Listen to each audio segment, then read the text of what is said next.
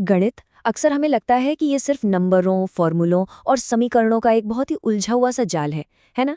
लेकिन क्या आपने कभी सोचा है कि इस पूरे के पूरे भव्य गणितीय संरचना का आखिर आधार क्या है? इसकी नींव की ईंट क्या है?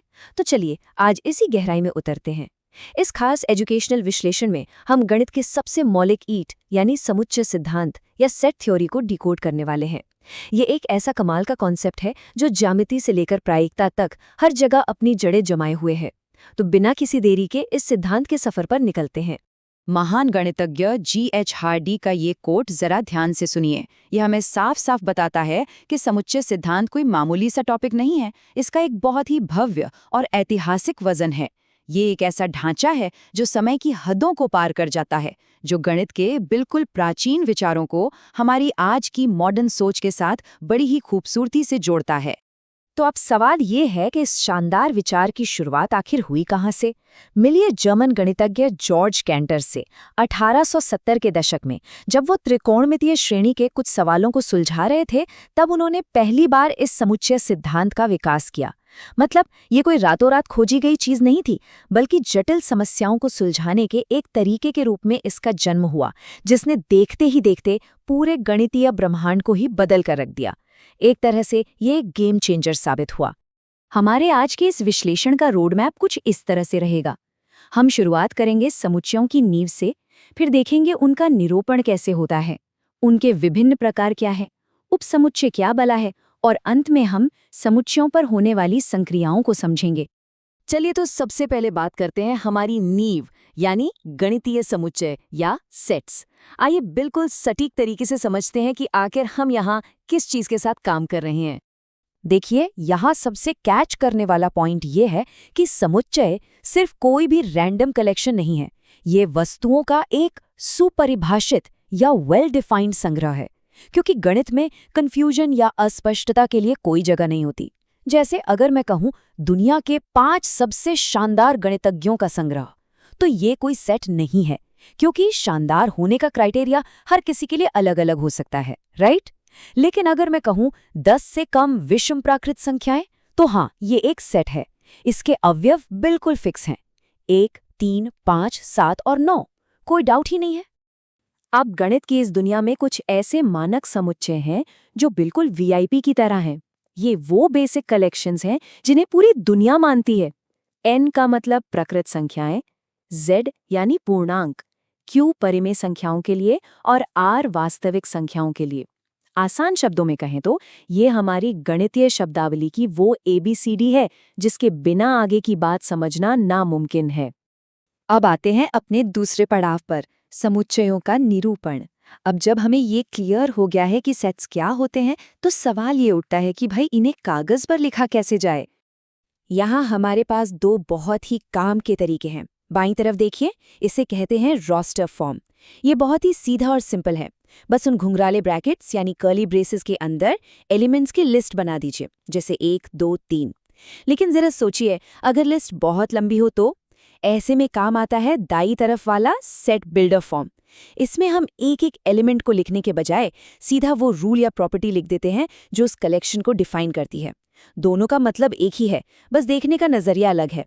आगे बढ़ते हैं, भाग 3, समुच्चय के विभिन्न प्रकार। अब हम इन कलेक्शंस को इनकी खासियतों के हिसाब से अलग अलग कैटेगरीज में बांटेंगे। आपको जानकर हैरानी होगी कि गणित शून्यता या खालीपन को भी पूरी इज्जत देता है। इसे कहते हैं रिक्त समुच्चय या एम्प्टी सेट, और इसे फाई के सिंबल से दिखाया जाता है। ये एक ऐसा सेट है जो बिल्कुल पूरी तरह से खाली है। उदाहरण के लिए सोचिए उन छात्रों का सेट जो 11वीं और 12वीं दोनों क्लास में एक साथ पढ़ रहे हैं। भाई ये तो इम्पॉसिबल है ना? तो ऐसे कलेक्शन में कितने एलिमेंट्स होंगे? 0, और बस यही हमारा रिक्त समुच्चय है। अब देखिए परिमित और अपरिमित यानी फाइनाइट और इनफाइनाइट सेट्स का ये अंतर। परिमित समुच्चय वो हैं जहां आप एलिमेंट्स को आराम से गिन सकते हैं और गिनती एक जगह जाकर रुक जाती है। लेकिन गणित सिर्फ सीमित चीजों तक तो रुकता नहीं। अपरिमित समुच्चय हमें असीमित संख्या के उस अंतहीन सफर पर ले जाते हैं, जैसे कि सभी प्राकृत संख्याओं का कलेक्शन। आप गिनते गिनते थक जाएंगे, पर ये कभी खत्म नहीं होंगे। हमारा चौथा विषय है उपसमुच्चय और सार्वत्रिक समुच्चय। अब हम अपना दायरा बढ़ा रहे हैं। अब हम एक अकेले सेट को नहीं बल्कि अलग अलग सेट्स के बीच के रिश्तों को समझेंगे। उपसमुच्चय या सबसेट का आइडिया हमारी रोजमर्रा की जिंदगी से बहुत मिलता जुलता है। मान लीजिए X आपके स्कूल के सभी बच्चों का सेट है और Y केवल आपकी क्लास के बच्चों का सेट है। तो जाहिर है आपकी क्लास का हर बच्चा उस पूरे स्कूल का भी तो बच्चा है ना, है ना? तो यहाँ Y X का एक उपसमुच्चय है। ये बड़े ग्रुप्स के अंदर छोटे ग्रुप्स को बड़ी ही सफाई से व्यवस्थित करने का एक तरीका है। और हाँ, जब हम रियल नंबर्स के सबसेट्स की बात करते हैं ना, तो ये छोटे छोटे ब्रैकेट्स बहुत बड़ा रोल प्ले करते हैं। एक स्क्वायर ब्रैकेट या बंद अंतराल का मतलब है कि किनारे वाली संख्याएं भी उस वीआईपी लिस्ट में शामिल हैं। वहीं एक राउंड ब्रैकेट या खुला अंतराल कहता है कि भाई किनारे वाली संख्याएं कलेक्शन से बाहर रहेंगी। गणित में एक छोटे से ब्रैकेट का अंतर पूरी कहानी बदल सकता है। अब इमेजिन कीजिए एक ऐसा महासमुच्चय जिसमें आपके कॉन्टेक्स्ट की हर एक चीज मौजूद हो। इसे कहते हैं सार्वत्रिक समुच्चय या यूनिवर्सल सेट। ये सिचुएशन के हिसाब से बदलता है। अगर हम दुनिया की आबादी की बात कर रहे हैं तो धरती के सभी इंसानों का सेट हमारा यूनिवर्सल सेट बन जाएगा। ये वो अल्टीमेट बाउंड्री है, वो मैदान है जिसके अंदर हमारा सारा गणितीय खेल खेला जा रहा है। चलिए अब आते हैं भाग 5, समुच्चयों पर संक्रियाएं। अब असल एक्शन शुरू होता है। जैसे हम नंबर्स को जोड़ते घटाते हैं, वैसे ही सेट्स के साथ भी ऑपरेशंस किए जा सकते हैं।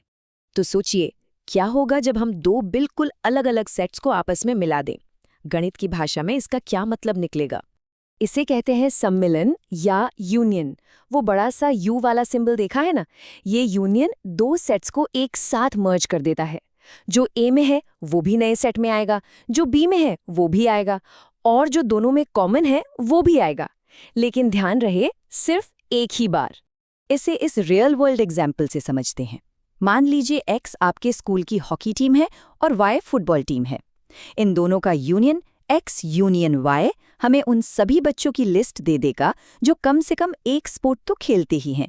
और अगर कोई टैलेंटेड बच्चा दोनों खेल खेलता है तो भी लिस्ट में उसका नाम एक ही बार आएगा, क्योंकि जैसा हमने पहले देखा, सेट्स में एलिमेंट्स रिपीट नहीं होते।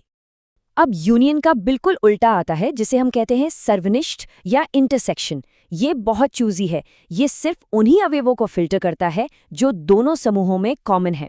अपने उसी पिछले एग्जाम्पल को लें तो हॉकी और फुटबॉल टीम का इंटरसेक्शन सिर्फ उन चुनिंदा बच्चों का ग्रुप होगा जो हॉकी और फुटबॉल दोनों खेलते हैं। ये कलेक्शंस को उनके साझा हिस्से तक सिकोड़ देता है। एक और बहुत ही दिलचस्प कॉन्सेप्ट है कॉम्प्लीमेंट या पूरक का। कभी कभी ना किसी चीज को डिफाइन करने का सबसे बेहतरीन तरीका ये बताना होता है कि वो क्या नहीं है। सेट ए का पूरक वो सारे एलिमेंट्स हैं जो यूनिवर्सल सेट में तो मजे से बैठे हैं, लेकिन सेट ए में नहीं हैं। आप इसे एक तरह का गणितीय नेगेटिव समझ सकते हैं। और ये सारी चीजें आपस में कितनी शानदार तरीके से जुड़ी हैं, इसका सबूत है डी मॉर्गन का नियम। ये नियम हमें दिखाता है कि जब हम दो सेट्स के यूनियन का कॉम्प्लीमेंट लेते हैं तो वो असल में उन दोनों के अलग अलग कॉम्प्लीमेंट्स के इंटरसेक्शन के बिल्कुल बराबर होता है। यूनियन, इंटरसेक्शन और कॉम्प्लीमेंट, ये सब एक ही गणितीय धागे से बुने गए हैं। सब कुछ कनेक्टेड है। तो इस एजुकेशनल विश्लेषण के बिल्कुल अंत में मैं आपके लिए एक सवाल छोड़कर जा रहा हूँ।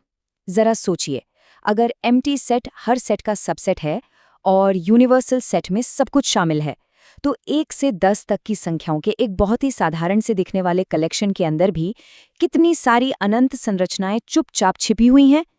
समुच्चय सिद्धांत सिर्फ नंबर्स को ऑर्गेनाइज करने का कोई टूल नहीं है। ये गणित के पूरे ब्रह्मांड को समझने का एक बहुत ही गहरा दर्शन है। इस विश्लेषण में हमारे साथ जुड़ने के लिए बहुत बहुत धन्यवाद, और हमेशा की तरह अपने आसपास छिपे इस गणितीय जादू को खोजते रहिए।